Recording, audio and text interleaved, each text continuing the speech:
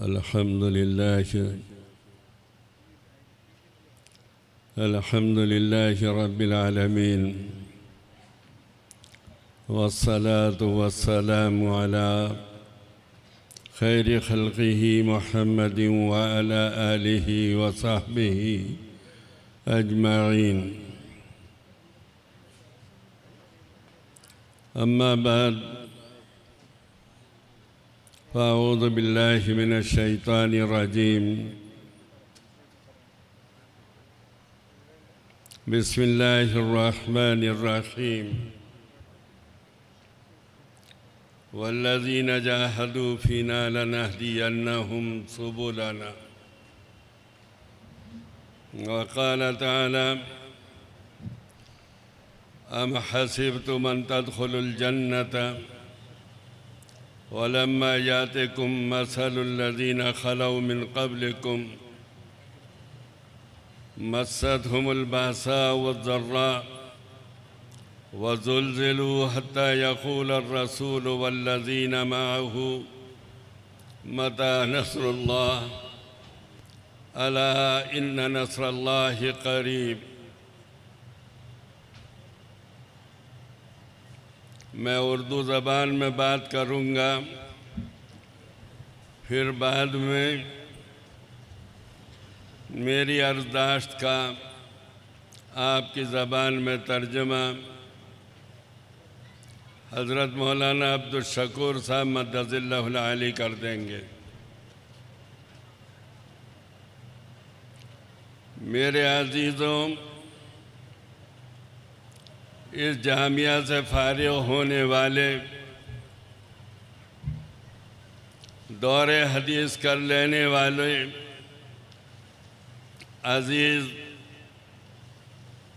तलबाए किराम, बल्कि कहूँ उलमाए किराम, और इसी तरह वो मुफ्तियान किराम जिन्होंने इस जामिया नजमुल हुदा से फ़िक़्ह शाफ़ई में सनद इफ्ता हासिल की है। मेरी हाज़री का असल सबब आप हैं। केरला कई दफ़ा आना हुआ, लेकिन इस जामिया में पहली दफ़ा हाज़री हुई है। कल से पहली वाली शब में देर से पहुँचे थे, फिर उसके बाद के दिन में जामिया का कुछ हिस्सा देखा, फिर और मज़ीद हिस्सा देखा, फिर और मज़ीद देखा। अल्हम्दुलिल्लाह जामिया की इमारतें बहुत अच्छी हैं, मस्जिद बहुत शानदार है, बागीचे भी बहुत अच्छे हैं। हज़रात असातिज़े किराम और ज़िम्मेदारान हज़रात से मिलकर अपनाइयत और ख़ुशी महसूस हुई। लेकिन इस सब के बावजूद कहता हूँ कि जामिया इन सब चीज़ों का नाम नहीं है। जामिया असल में आप लोगों का नाम है। आप अगर अच्छे हैं तो जामिया अच्छा है। इमारत के अच्छे होने से जामिया अच्छा नहीं होगा। आपके अच्छे बनने से जामिया अच्छा बनेगा। आपकी समझ में कुछ उर्दू में आ रहा है भाई बच्चों? हाँ, ज़रा मुतवज्जे होकर सुन लीजिए।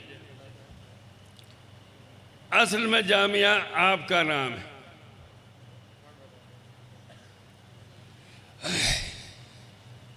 आपके अच्छे होने का मतलब जामिया का अच्छा होना है, और अल्लाह ना करे आपके अंदर कोई नुक्स है तो जामिया में नुक्स है।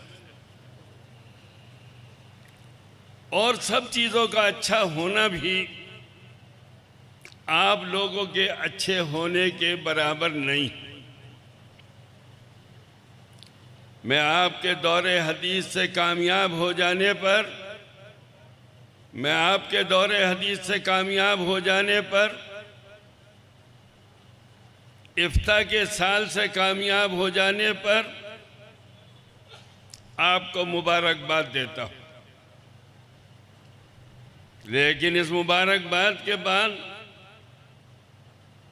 एक आगाही भी आपको देता हूँ। तालिब इल्मी का ज़माना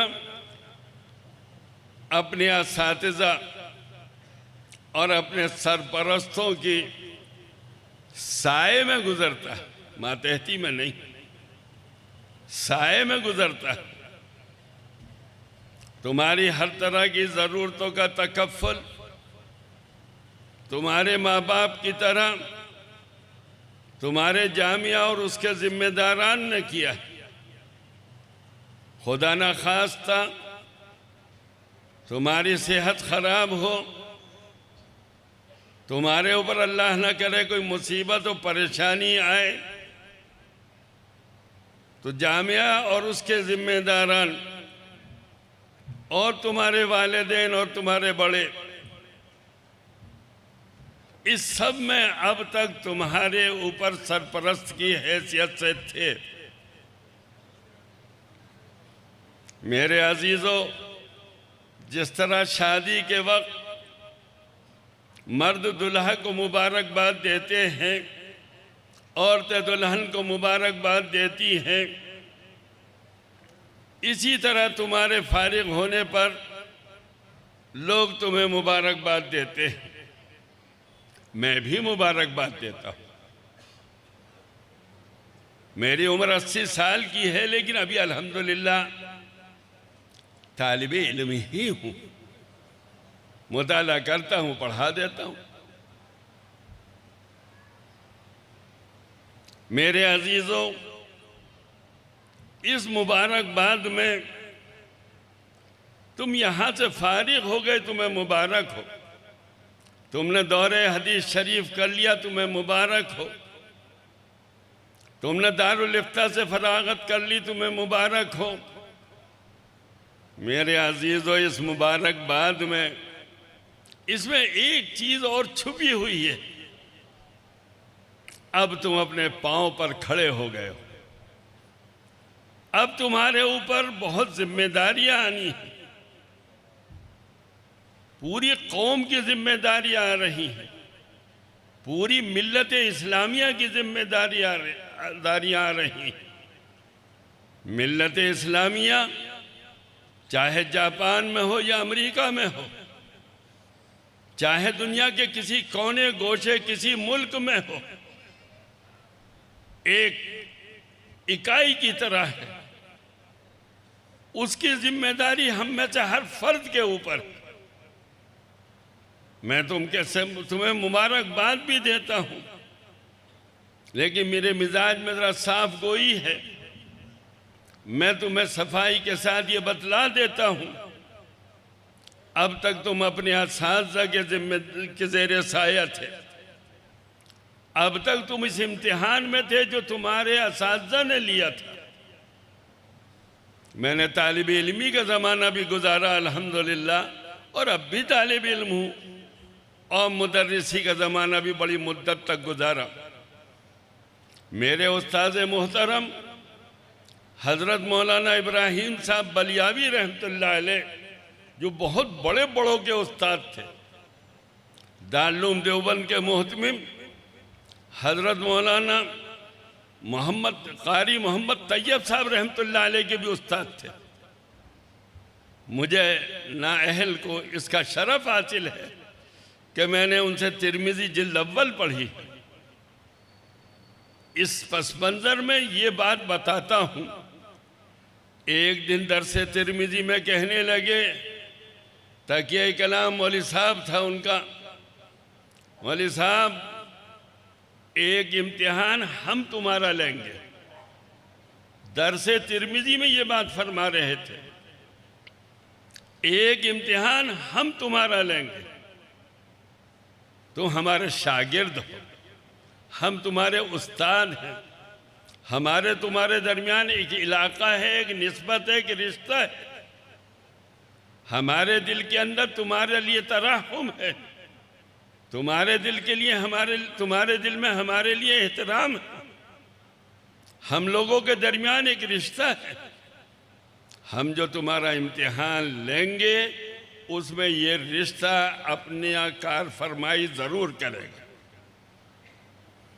हम तुम्हारे साथ मोहब्बत का मामला करेंगे, हम तुम्हारे साथ रहमदिली का मामला करेंगे।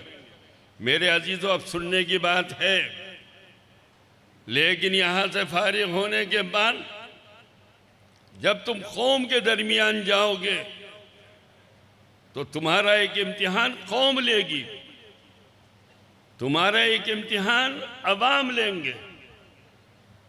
उनके दिलों के अंदर वो मोहब्बत नहीं होगी जो असातिज़ा और जिम्मेदारान के दिलों के अंदर थी। वो तुम्हारे ऊपर बड़ी तनकीदी निगाहें रखेंगे। और इसकी एक मिसाल मैं तुम्हें बताता हूँ।